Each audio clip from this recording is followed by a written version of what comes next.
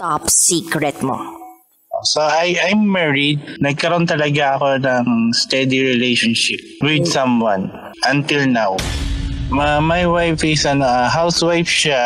I'm working in a government. Karoon siya ng illness. Right now, she's under medication.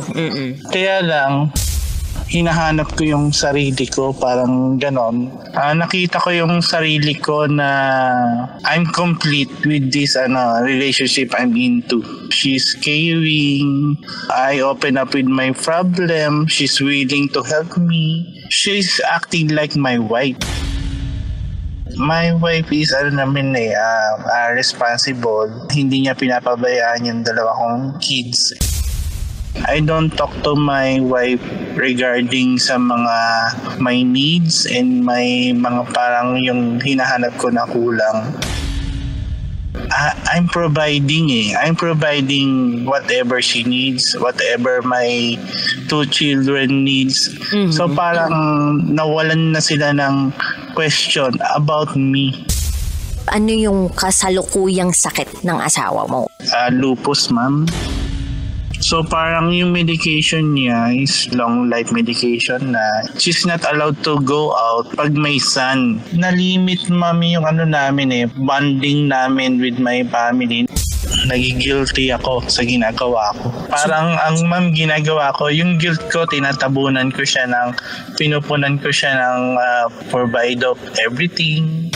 I don't want to hurt anyone or ako na yung ma-hurt. Wag lang sila.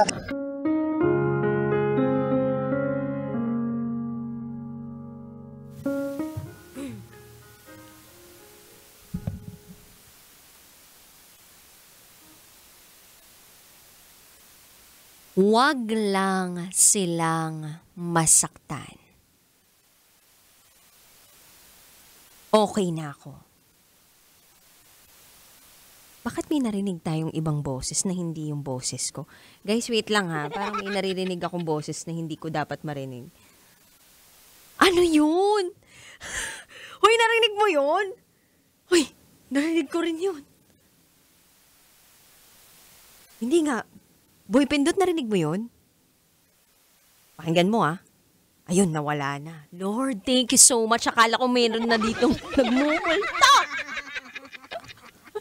Parang may umiiyak na babae. Uy, kinabahan ako. Seryoso But anyway, mabalik tayo dun sa sinasabi ko. Okay lang na hindi sila masaktan.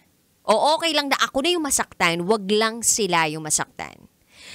Pag ganun yung linyahan ng isang tao, napapaisip ako, talaga ba naisip mo pa yan sa pagkakataong ito? Samantalang, ginawa mo na yung isang bagay na hindi nila alam pero alam mo na kapag nalaman nila masasaktan sila. May kasabihan nga tayo na what you don't know won't hurt you. Ano mo yun? Yung bagay na hindi mo alam ay hindi makakapanakit sa'yo. O hindi magdudulot ng sakit sa'yo. Kaya mas okay na wala ka na lang alam. Pero pwede ba yun? Lalo na kung pamilya mo ang pinag-uusapan. Kaya nga kabisyo, kung sakasakali lang na mayroong pinagdadaan ng mabigat yung asawa mo, tapos nagawa mo na magtaksil sa kanya dahil ang bigat-bigat na ng pinagdadaanan ng asawa mo, tapos may ibang tao ang nagbigay ng pangangailangan mo, pag nangyari yon, ganito gawin mo, pakilala mo sa asawa mo. Tapos sabihin mo sa kanya, alam mo, hindi naman kita pinapalitan. Kumbaga, dinadagdagan lang kita. At least informed, diba? Hindi na magkakagulatan, hindi na magkakashokan, as in, black and white, no gray area. Mas maganda ng informed kesa sa magkagulatan, pinagmukha mong tanga yung taong wala namang ibang ginagawa sa'yo, kundi mahalin ka lang. Kabisyo, 9 ng gabi hanggang hating gabi, magkasama tayo. Kapiling ang Pasa Princess ng Love Radio, DJ Rocketera. At ngayong gabi, samahan mo ko sa isa na namang pagtuklas ng panibagong sikreto ng ating kabisyo. Ito na po ang patikim ng DJ Rocky's Secret Files.